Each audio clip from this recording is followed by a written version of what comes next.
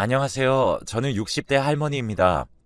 고민이 있을 때면 늘 다른 사람들의 사연을 들으며 위로받고는 했는데 평범한 줄만 알았던 제게도 믿을 수 없는 일이 일어나서 이렇게 글을 쓰게 되었어요. 저에게는 아들 하나와 며느리, 그리고 눈에 넣어도 아프지 않을 금쪽 같은 손주가 있어요. 아니, 정확하게는 있었다고 해야 할까요? 애 아빠는 아들 중학생 때 먼저 하늘나라로 가버렸어요. 남들은 보험금 받아 아이들 키운다던데 형편이 어려웠던 우리는 보험 하나 들 돈도 없었기에 그런 건 바랄 수도 없었죠. 그래서 애 아빠 장례가 끝나자마자 시장에서 옥수수를 쪄서 팔기도 하고 겨울이면 풀빵을 팔고 또 그러다 어느 해에는 야쿠르트 장사도 하며 악착같이 아들을 키워왔답니다. 너무 고맙게도 아들은 엇나가지 않았고 반듯하게 성장하여 지금은 세무사로 일하고 있어요. 그런 아들이 결혼할 여자라며 미용사인 며느리를 데려왔을 때 사실 서운하기도 했었죠. 조금 더 좋은 직업, 좋은 집안의 여자일 수는 없었을까 하고 말입니다. 그래도 아들이 사랑하는 여자라니 허락했습니다. 그리고 정말 친딸처럼 품어줬죠. 며느리는 딸이 될 수 없다지만 딸처럼 예뻐할 수는 있을 거야. 내가 많이 노력하마. 감사합니다, 어머니. 저도 많이 노력할게요. 며느라이는 미용사로 오래 일해서 그런지 성격도 싹싹하고 둥글둥글해서 살면 살수록 참 예쁜 아이다 싶었어요. 이런 아이를 부족하다고 생각했다니 그게 참 미안할 정도로 말입니다. 첫 2년 정도는 그렇게 내내 즐겁고 행복한 날들의 연속이었습니다. 아들 내외와는 같은 동네에서 가깝게 지냈는데 부르지 않아도 며느리와 아들은 한 번씩 밥을 먹고 가기도 하고 어떤 때는 하룻밤 자고 가고 싶다며 자고 가기도 했습니다. 어머니, 우리 목욕탕 가요. 어, 갑자기 웬 목욕탕? 저 원래 결혼하면 시어머니랑 목욕탕 가는 게 꿈이었거든요. 제가 등도 빡빡 밀어드릴게요. 아이고, 우리 귀한 며느리. 밖에서도 손 많이 쓸 텐데 내 등까지 밀면 손 아파서 어쩌누. 걱정 마세요. 어머니, 어머니 등 밀어드리려고 연습 많이 했어요. 그래서 남편 등이 좀 까지긴 했지만요. 가끔씩 불쑥 찾아와 목욕탕 가자, 영화 보러 가자 하는 며느리가 참 그렇게 예뻤답니다. 그리고 그런 아이가 아이를 가졌다고 할 때는 정말로 내 딸이 아이를 가진 것처럼 무엇이든 해주고 싶었죠. 아가, 먹고 싶은 거 있으면 뭐든 언제든 말해라. 네 남편이 안 사다 주면 나라도 사다 주마. 역시 어머니가 최고라니까. 아들, 너는 무조건 새아가한테 잘해주고 집안에서 큰 소리 치지 말고 늦게 들어오지 말고 무조건 일찍 일찍 다녀. 알았어? 당신 어머니 말씀 잘 들었죠? 당신 잘못하면 나 어머니한테 다 잃은다. 아들은 누구 엄마냐며 뾰루퉁하기도 했지만 그러면서도 내심 기분은 좋아 보이더라고요. 고부 사이가 좋으면 아들이 행복하다는데 그 말이 정말이었죠. 그렇게 10달이 지나 금쪽 같은 첫째 손주가 태어났고 제 아들 어린 시절을 쏙 빼닮은 그 작은 아이 얼굴을 보자마자 주책맞게도 눈물이 흘러나왔어요. 그런 저를 보며 며느라이도 울더군요. 그렇게 우리는 부둥켜 안고 한참을 울었습니다. 첫째 손주가 태어난 뒤 며느리와 저의 사이는 더욱 가까워졌어요. 남의 손에 아이 맡기는 게 불안했던 저는 육아를 자처했고 며느리가 미용실로 출근할 때면 손주를 도맡았습니다. 늙어서 어린 아이를 다시 안고 업고 달래가며 키우려니 힘은 들었지만 마음만은 뿌듯했죠. 그렇게 시간은 빠르게 흘러갔고 어느덧 첫 손주의 돌잔치 날이 되었답니다. 애들 손님 계시는데 괜히 늙은 할머니가 있으면 불편할까봐 한쪽 구석에 조용히 앉아 있었는데 며느리가 중대 발표라며 한마디를 하더군요. 여러분, 저희 둘째 가졌어요. 둘째 돌잔치 때도 꼭 와주실 거죠? 사람들은 깜짝 놀랐고 저 역시 많이 놀랐습니다. 이제 첫째 돌잔치를 하고 있는데 둘째를 임신했다니. 무엇보다 며느라이의 몸이 상하지 않을까 그게 걱정이었어요. 출산 후 몸조리도 오래 못하고 바로 미용실로 나가 일하는 모습을 보며 내내 마음에 걸렸었는데 이번에는 몸조리라도 확실히 시켜야겠다 마음먹었죠. 며느리의 배가 점점 불러오는 걸 보며 이대로는 안 되겠다 싶어 아이들을 집으로 불렀어요. 예, 아가, 혹시 네가 미용실 그만두면 생활이 많이 힘드니? 네, 아무래도 맞벌이 하다가 홀벌이 하면 좀 그러니까요. 집 대출금도 남아있고 애도 이제 둘인데 돈도 많이 모아야죠. 방긋 웃는 며느리를 보며 더 안쓰러웠어요. 그래서 잠시 고민하다가 중대한 결정을 내렸죠. 그 대출금 내가 갚아주마. 배불러서까지 힘들게 일하지 말고 미용실 그만두거라. 애 낳고 나중에 좀 크고 나서 일하고 싶으면 그때 다시 일해도 되지 않니? 어머니가 무슨 돈이 있으시다고? 이 집 정리하지 뭐. 어차피 나 혼자 살기에는 너무 큰 집이긴 했어. 요 옆 동네 작은 평수 월세 하나 나왔던데 그리로 옮기면 된다. 며느리는 눈물이 그렁그렁해져서는 제게 안기더군요. 연신 감사하다는 며느리의 머리를 쓰다듬으며 왜 진작 이렇게 해주지 못했을까 싶었죠. 나라에서 나오는 연금으로 월세를 내고 생활까지 하기는 조금 벅찼지만 그래도 저는 괜찮았어요. 아이들만 행복하다면 더한 것도 할 수 있는 것이 부모의 마음이니까요. 저는 그렇게 아파트 옆동으로 이사를 했고 아이들 집을 오가며 손주를 봐주고 며느리의 몸보신을 해주며 둘째 손주의 출산을 기다리고 있었습니다. 그리고 몇 달 뒤에 대망의 그날이 되었죠. 진통요 며느리는 아들과 함께 병원으로 향했고 저는 첫째 손주와 함께 집에 남았습니다. 1분이 1시간처럼 느껴진다는 게 무슨 느낌인지 그때 알겠더군요. 몇 시간이나 지나서야 아들에게서 연락이 왔습니다. 엄마, 둘째 나왔어요. 둘째는 딸이에요. 그래. 고생했다. 고생했어. 새아가한테 고생했다고 꼭 전해주고 알았지? 네, 엄마. 아들을 닮은 아들에 이어 이번엔 딸이라니 얼마나 예쁠까. 우리 며느리 닮았으면 미스 코리아에 나가도 되겠네 하며 콧노래가 절로 나오더라고요. 그리고 며칠 뒤 병원으로 갔습니다. 그렇게 신생아실로 향해 우리 손녀를 보러 가니 간호사가 손녀를 안고 나오더군요. 공주님입니다. 축하드려요. 아이고 예뻐라. 우리 손녀 어쩜 이렇게 코도 오똑하니 이렇게 예쁠 수가 있다니. 너무나 예쁜 여자아이였고 이 아이를 낳아준 며느리에게도 너무나 고마웠습니다. 그래서 저는 산후조리원도 제 사비로 끊어주고 매일같이 죽이며 몸에 좋다는 것들은 전부 다 구해서 갖다 바쳤고 첫째 손주도 제가 손주 돌보며 뭐 하나 부족함 없이 몸조리 할 수 있도록 신경을 썼어요. 그리고 제 아들에게도 며느리 신경 쓸 일 만들지 말고 이럴 때일수록 가정에 충실하고 가장의 모습을 보이라고 몇 번이나 일러주었죠. 그리고 아들에게 웃으면서 이런 얘기도 한 적이 있었어요. 아들, 근데 언제 첫째 낳고 둘째까지 가질 생각을 했대? 그거 보통 쉬운 일이 아닐 텐데. 요즘은 임신이 안 돼서 인공수정이니 뭐니 산부인과 들락날락거리는 사람들이 많다던데 우리 아들은 능력도 좋아? 아, 엄마 부끄럽게 시리. 사실은 나도 언제 임신이 됐는지 모르겠어. 아무리 생각해도 기억이 안 나. 혹시 내가 술 먹고 그랬나 싶기도 하고. 하지만 그게 뭐가 그렇게 중요하겠어. 우리에게 소중한 생명이 왔다는 게 중요한 거지. 그래서 앞으로는 더 열심히 살 거야. 엄마 말대로 가정에 충실하며 든든한 가장이 돼야지.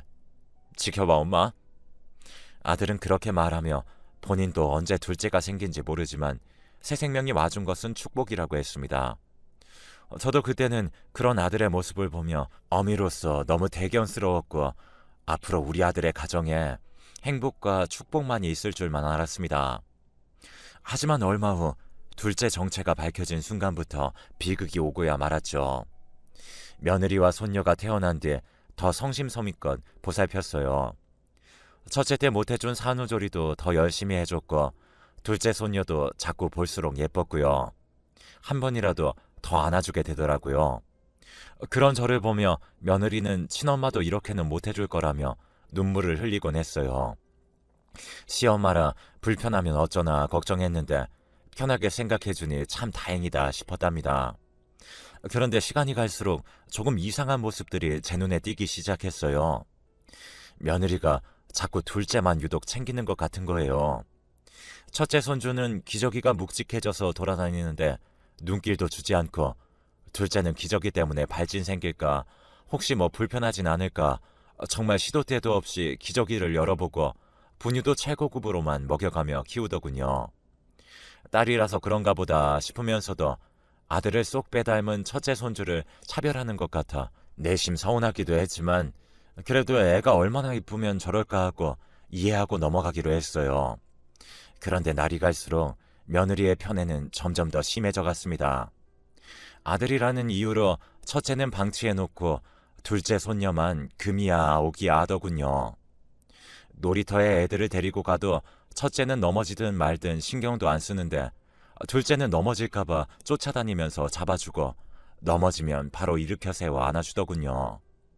그런 모습을 보며 저는 첫째 손주가 왠지 안쓰러워 더 챙겨주곤 했는데, 그러다 보니 자연스레 첫째는 저에게, 둘째는 며느리에게 정을 붙이며 편을 가르듯 갈라졌습니다. 이건 아니다 싶어 하루는 며느리를 불러다 놓고 이야기했죠. 얘, 딸이라 더 예쁜 건 알겠는데 둘째만 너무 편애하는 거 아니니? 네? 어머니, 무슨 말씀이세요? 아니, 내가 지금까지 쭉 지켜봤는데 아무리 딸이라도 그렇지 좀 과한 것 같아서 말이다. 그렇게 키우면 애 버릇만 나빠져. 그리고 첫째 입장에선 얼마나 서운하겠니? 첫째도 네 자식인데 신경 좀 쓰도록 해. 아니 어머니, 아들이랑 딸이 같나요? 요즘 세상이 험해서 그래요. 아들이야 아무렇게 풀어놔도 잘 크지만 딸은 아니잖아요. 어머님이 딸을 안 키워보셔서 아마 그러실 거예요. 딸은 정말 내 분신 같고 더 끈끈하게 느껴지는 그런 게 있어요. 며느리 말에 더 이상 뭐라 답할 수가 없었어요. 딸을 안 키워봐서 모른다니 할 말이 없더군요. 우리 며느리가 이렇게 당돌한 아이였나 싶기도 하고 좀 서운하고 놀랐지만 그러려니 할 수밖에 없었어요. 며느리 말대로 제가 딸을 안 키워봐서 정말 모르는 걸 수도 있으니까 말이죠. 그런데 한 1년쯤 지나 사건이 터지고 말았어요. 애들 둘이 놀다가 유리병이 깨진 모양이었어요. 둘 다 유리병을 밟고 다친 상황이었는데 너무 놀라 어떻게 해야 하나 어버버 하는 제 옆에서 며느리는 둘째만 안아들고 병원으로 냅다 달리더군요. 저는 엉엉 울고 있는 첫째를 안고 119를 타고 병원으로 향했죠. 병원에서는 다행히 둘째는 흉터가 남지 않을 거라고 안심하라는데 며느리는 계속 눈물만 흘리더라고요. 정작 첫째는 유리가 너무 깊이 박혀 마취를 하고 꺼내야 하는 상황이었는데도 말이에요. 며느리는 그런 첫째가 보이지도 않는 것 같았어요. 그런 첫째를 제가 안고 며느리를 보며 분명 뭔가가 있다는 생각이 들었습니다. 그리고 시간이 갈수록 둘째 손녀는 우리 아들과 닮은 구석이 하나도 없었습니다. 그래서 제 의구심은 점점 커져만 가는 상황이었어요. 그래서 저는 도저히 안 되겠다 싶어 아들을 따로 불러 얘기를 하게 되었죠. 아들, 이 엄마 말 잘 들어? 이 엄마는 아무리 생각해도 이상하다. 며느리가 첫째보다 유독 둘째만 더 챙기는 것도 이상하고 하루하루 지날수록 너를 둘째가 닮은 구석이 하나도 없어. 그러니 우리 요즘 그거 있지 않냐? 유전자 검사. 우리도 그거 한번 받아보자. 엄마, 아무리 그래도 그건 좀 괜히 죄 짓는 기분 같잖아. 그리고 엄마가 둘째 더 챙기는 게 뭐가 문제야. 첫째보다 한 살이라도 어리니 더 아껴주고 사랑을 주는 거지. 그러니 그런 의심 하지 마. 야, 이거사, 아직도 정신 못 차렸어? 이 애미가 언제 입 바른 소리 한 적이 있었니? 정신 차려, 이거사. 나도 너처럼 제발 아니길 바래. 하지만 만약을 대비해서 검사해보자 이거지. 그러니 엄마가 다 알아보고 진행할 거니까 네 머리카락이랑 칫솔 같은 거 이 엄마한테 넘겨. 나도 둘째 것도 준비해서 같이 유전자 검사 기관에 의뢰할 거니까 그렇게 해. 저는 아들을 겨우 설득을 시켜 검사를 진행하기로 했습니다. 드라마처럼 하루 이틀 만에 검사 결과가 뚝딱 나오는 건 아니더라고요. 그 시간 동안 저는 하루하루 피가 마르는 시간들을 보냈죠. 그리고 둘째만 유독 챙기는 며느리를 볼 때마다 당장이라도 그 아이가 내 아들의 아이가 맞냐고 소리쳐 묻고 싶었지만 정말 피를 토하는 심정으로 참았어요. 그리고 어느 날 드디어 검사 결과가 도착했죠. 떨리는 마음으로 결과지를 열어본 저는 그 자리에 주저앉을 수밖에 없었습니다. 첫째 손주는 아들과 부자관계일 가능성이 99.9% 이상으로 친자관계 성립. 둘째 손주는 아들과 부녀관계 가능성에 불일치로 쓰여 있었어요. 정말 그 순간 제 눈을 의심했죠. 하지만 눈을 뜨고 다시 봐도 결과는 마찬가지였습니다. 결국 며느리가 바람을 피워 낳은 아이라는 이야기였어요. 당장이라도 애들 집을 찾아가 며느리 머리끄댕이라도 잡고 싶었지만 참았어요. 내 아들을 속인 죄, 나를 속인 죄, 그리고 우리 금쪽 같은 큰손주를 차별한 죄까지 제대로 응징하고 싶었거든요. 어떻게 해야 가장 속 시원하게, 가장 잔인하게 응징할 수 있을까를 잠도 자지 못하고 몇 날 며칠 밤을 새며 고민했어요. 그리고 드디어 그 방법을 떠올렸고 실행에 옮기기 시작했습니다. 저는 우선 며느리에게 손녀와 함께 친정이라도 다녀오는 게 어떻겠냐고 권했습니다. 날씨도 점점 추워지는데 따뜻한데 친정 가서 좀 쉬고 오너라. 애 낳고 한 번도 안 가봤지? 가서 사부인께 안부도 전해드리고 한 며칠 쉬었다가 올라와. 네 남편하고 첫째는 내가 신경 써줄 테니까. 그리고 이거 100만 원이다. 가서 부모님 맛있는 거 사드리고 바람도 좀 쐬고 와. 100만 원이 들어있는 봉투를 받은 며느리는 입이 귀에 걸려 신났습니다. 그리고 감사하다며 역시 어머님밖에 없다고 엄지손가락을 치켜 올리는 그 아이의 모습을 보니 그 가증스러움에 뺨이라도 날리고 싶었지만 꾹 참았습니다. 그리고 드디어 며느리가 둘째를 데리고 친정으로 떠나는 날, 저는 아들을 불러 모든 사실을 밝혔습니다. 아들아, 네 딸이 아니란다. 아주 고약한 년이었어. 우리 모두를 속인 거라고. 엄마, 진짜야? 아니지. 뭐가 잘못된 거지? 이것이 아직도 정신을 못 차렸어. 여기 봐. 이놈아, 네 딸이 아니라는 증거가 있잖아. 믿을 수 없어. 어떻게 가정 있는 여자가 어떻게... 아들은 그렇게 말하더니 한참을 저를 부여안고 오열을 하더군요. 당장 가서 며느리가 있는 처가에 가서 다 뒤집어 놓는다는 걸 겨우 말려서 진정을 시켰습니다. 내가 다 알아서 하마. 넌 이 애미가 어떻게 하는지 보고만 있어. 지금 세상이 어떤 세상인데 그렇게 무식하게 복수를 하려고 해. 그냥 차근차근 숨 막히게 조여주면 된다. 그러니 넌 경고망동하지 말고 그냥 이 애미 믿고 기다리고 있어. 저는 그렇게 강하게 아들에게 일러주고 복수를 해나가기로 했습니다.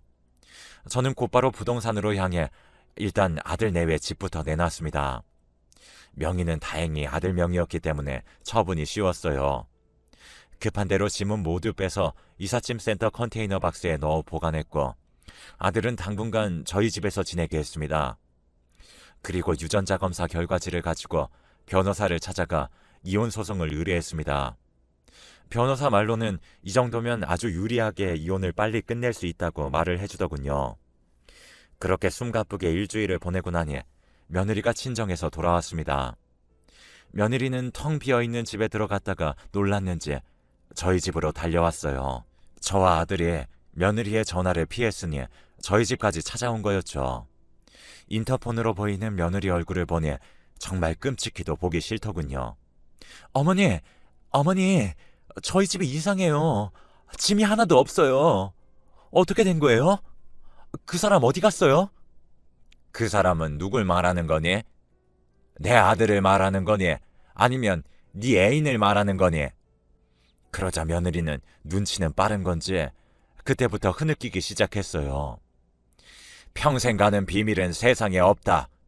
우리 속일 때는 들킬 것도 생각했어야지. 난 그래도 그동안 널 정말 딸처럼 생각했어. 늘 안쓰러웠고 그래서 무슨 잘못이든 품어주고 싶었지. 근데 이건 아니다. 내 아들을 기만하고 날 속인 죄는 용서할 수가 없어. 제게 어머님 잘못했다고 다 설명하겠다는 그 아이에게 더 이상 대꾸하지 않았습니다. 그랬더니 한참을 서 있다가 며느리는 어딘가로 가더군요. 그리고 얼마 뒤에 아들이 조퇴를 했는지 집으로 왔어요. 며느리를 데리고 말이죠. 집에 들어오자마자 며느리는 무릎을 꿇고 납작 엎드렸습니다. 어머니, 정말 죄송해요. 일부러 그러려고 그런 게 아니에요. 너무 외로워서 정말 잠깐 만났는데 정말 실수였어요. 이 아이 싫다고 하시면 고아원에 데려다 줘도 상관없어요. 정말이에요. 제발 한 번만 용서해 주세요. 아들은 그게 말이 되냐고 큰소리쳤고 저는 그런 아들을 말리고 한마디 했어요. 정말 참을 수가 없더군요. 아내로서 자격만 없는 줄 알았더니 엄마로서의 자격도 미달이구나. 그래도 네 배 아파서 낳은 자식을 어쩜 그렇게 쉽게 버린다는 소리를 하니? 너한테 정말 실망이다. 내가 너를 받아주는 일은 결코 없을 거고 우리 핏줄이 아니니 당연히 양육비도 없을 거다.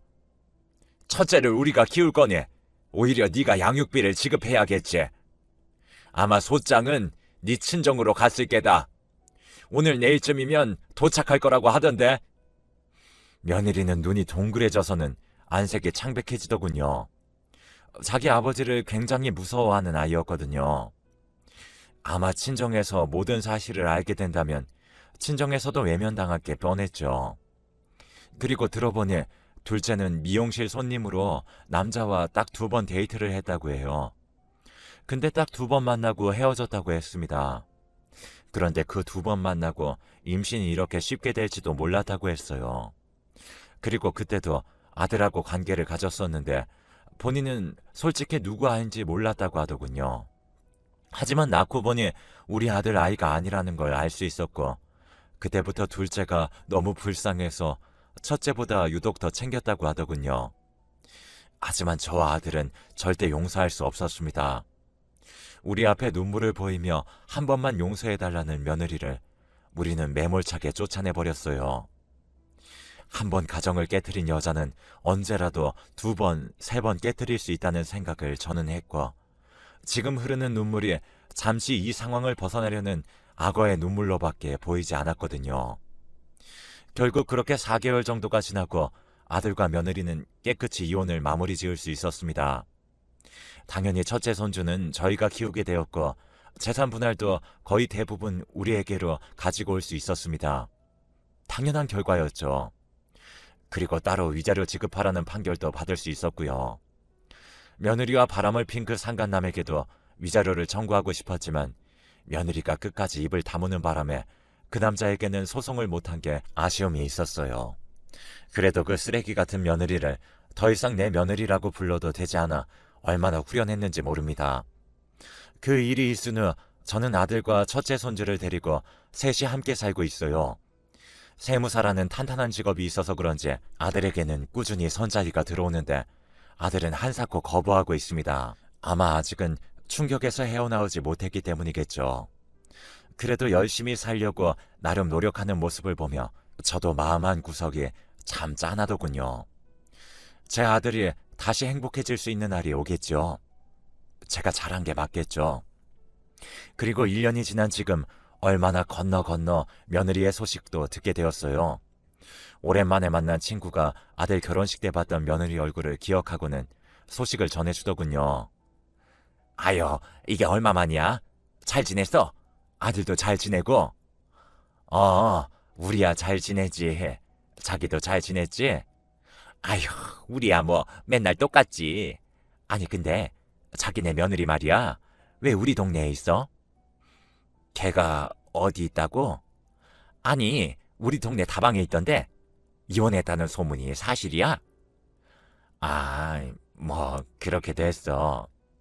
아휴, 잘했어. 결혼식 때 몰랐는데 이제 보니까 아주 사람 못 쓰겠더라. 맨날 사채업자들 찾아와서 일수 받아가고 못 받는 날이면 다방을 뒤집어 엎어놔서 사장이 아주 골칫거리라고 하던데. 그래? 뭐 그렇게 사는 줄은 몰랐네. 월세방 얻을 돈도 없어서 다방에서 먹고 자고 한다더라. 글쎄 처음엔 웬 조그만한 애 하나를 데리고 와서 일하더니 좀 지나니까 안 보이더라고. 소문으로는 그 조그만한 애를 고아원에 갖다 버렸다던데. 아니 무슨 애미가 지 자식을 버려? 금수만도 못한 여자 같으니라고. 결국 그렇게 되었나 보더라고요. 들어보니 이혼한 후 남자 하나를 잘못 만났다가 빚을 왕창 져서 도망자 신세로 지내다가 다방으로 들어갔다고 했습니다. 그래서 결국 다방에서 일하게 됐는데 일하면서 아이 키우기가 버거웠는지 결국 그 아이도 고아원에 버렸다고 했습니다. 자기 자식도 못 지키는 한심한 엄마가 되었던 거죠. 아휴, 그 아이가 무슨 죄가 있을까요? 부모 잘못 만난 죄밖에 없는 불쌍한 아이인데 너무나 안타까웠습니다.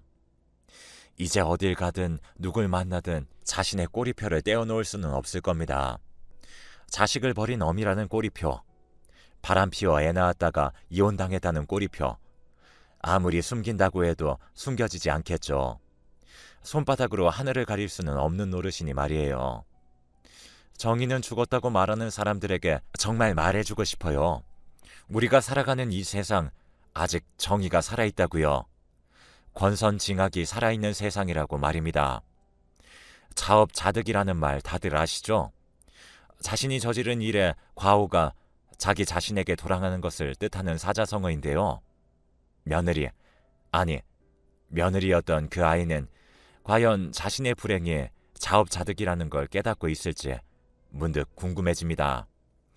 남편에게도 친부모에게도 내연남에게도 모두 버림받은 그 아이의 삶은 앞으로 가시밭길의 연속일 거예요.